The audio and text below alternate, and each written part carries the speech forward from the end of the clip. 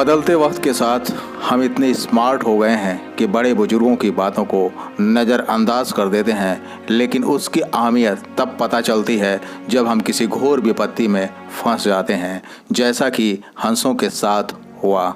एक जंगल में बहुत ही विशाल, बहुत ही पुराना बरगद का पेड़ था। उस विशाल वृक्ष पर हंसों का एक बड़ा झुंड निवास करता था। उन सभी हंसों में एक वृद्ध हंस भी था, जो उन हंसों का मुखिया था, जो बहुत ही बुद्धिमान और दूरदर्शी था। एक दिन की बात है कि उस वृद्ध हंस ने बरगद के वृक्ष से लिपटी हुई एक छोटी सी बेल को देखा, तो उसे आने वाले संकट का पूर्वाभास हो गया।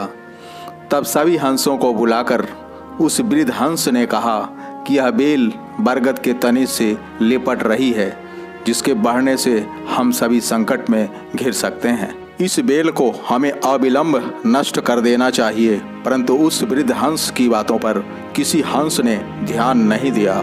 वह बूढ़ा हंस कहता रहा कि आने वाले समय में यह हम सभी के लिए खतरे की घंटी है और हम सभी के जीवन को संकट में डाल देगी। यह बेल धीरे धीरे बढ़ती जाएगी और बढ़कर पूरे वृक्ष पर लिपट जाएगी, जिसके द्वारा वृक्ष पर एक सीढ़ी बन जाएगी और उन सीढ़ियों से कोई भी शिकारी वृक्ष पर चढ़कर हम सभी तक पहुंच सकता है, जिसके कारण हम सभी पर प्राणों का संकट आ सकता है। वृद्ध हंस बार बार ऐसी बातों को कहता रहा, परंतु किसी हंस ने वृद्ध हंस की इन बातों पर ध्यान नहीं दिया और उसका मजाक उड़ाते रहे। कुछ हंसों का तो यहाँ तक कहना था कि यह वृद्ध हंस सठिया गया है, जिसके कारण इसकी बुद्धि भ्रष्ट हो गई है, तभी यह ऐसी उटपटांग व बहकी बहकी बातें कर रहा है। भला ये छोटी सी बेल हम सबका क्या बिगाड़ सकती है। समय बीतता गया और समय के साथ वह बेल बड़ी होती गई और वह बेल बरगद के तनों के चारों तरफ लिपट गई और उसके बाद वह बेल सीढ़ी नुमा बन गई। और एक दिन जब सभी हंस भोजन की तलाश में बाहर गए हुए थे, तभी उस वृक्ष के निकट एक शिकारी आया और बेल से लिपटे हुए बरगद के वृक्ष पर बनी सीढ़ियों के सहारे वह वृक्ष पर चढ़ गया। वृक्ष पर चढ़ते ही उस शिकारी को इस बात का आभास हो गया कि इस वृक्ष पर हंसों का बसेरा है, तो शिकारी ने वृक्ष के नीचे जाल बिछा दिया और वहां से चला गया। हंस जब उस वृक्ष पर वापस आए तो सभी हंस उस बिछाए हुए जाल में फंस गए। तब वृद्ध हंस ने कहा कि तुम सभी ने मेरी बातों को नहीं माना। मैंने पहले ही कहा था कि इस छोटी सी बेल को नष्ट कर दो, पर तुम में से किसी ने भी मेरी बातों पर ध्यान नहीं दिया। अगर तुम सब ने मेरी बातों पर ध्यान दिया होता तो आज यह संकट नहीं आता। सभी हंस वृद्ध हंस की ऐसी बातों पर शर्मिंदा हुए और क्षमा मांगने लगे।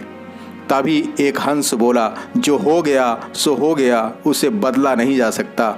आप हमें इस संकट से मुक्त होने का उपाय बताएं। वृद्ध हंस ने कहा कि मेरी बात ध्यान से सुनो। जब वो शिकारी यहाँ पर आएगा तो हम सबको जाल में फंसा देखकर बहुत ही प्रसन्न होगा।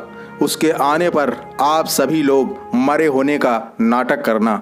यह शिकारी सभी को मरा जानकर जाल से एक एक हंस को बाहर निकाल कर रखता जाएगा, और जैसे वह शिकारी आखिरी हंस को निकालकर जमीन पर रखेगा, वैसे ही सभी हंस सावधानीपूर्वक एक साथ उड़ जाना। वृद्ध हंस की बताई गई बातों के अनुसार सभी हंसों ने मरे हुए का नाटक किया। इसके पश्चात उस शिकारी ने वैसा ही किया जैसा कि वृद्ध हंस ने बताया था। जैसे उस शिकारी ने आखिरी हंस को जाल से निकालकर जमीन पर रखा, तभी सभी हंस वहां से एक साथ उड़ गए। शिकारी यह देखकर स्तब्ध रह गया। वह सभी हंस कुछ दूर जाकर दूसरे पेड़ पर बैठ गए और सभी हंस एक साथ उस वृद्ध हंस का धन्यवाद करने लगे। तब वृद्ध हंस ने सभी हंसों को समझाते हुए बोला कि कभी भी ज्ञानियों, बुद्धिमानों, संतों, बुजुर्गों की बातों का मजाक नहीं उड़ाना चाहिए।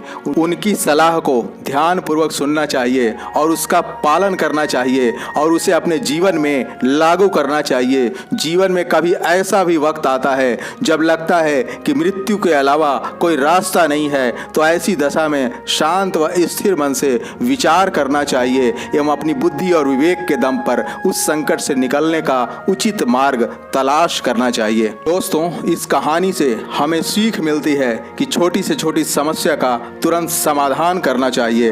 वैसे भी संसार में कोई भी समस्या ऐसी नहीं है जो आपके दृढ़ संकल्प से बड़ी हो। आप अपने आप को किसी भी परिस्थिति में कमजोर ना पड़ने दें। यकीन मानिए, समस्या आपके समक्ष घुटने टेक देगी। घर के बड़े बुजुर्गों की बातों को हल्के में ना लें, उस पर अमल करें, क्योंकि आपकी उम्र से कहीं ज़्यादा उनका तजर्बा है। चाहे खुशी हो या हो गम, ये आंखें ना होंगी नम। सदा हंसते रहें, मुस्कुराते रहें, खुशी के गीत गाते रहें। इसी विचार के साथ आपका दिन शुभ हो। जय हिंद, जय भारत।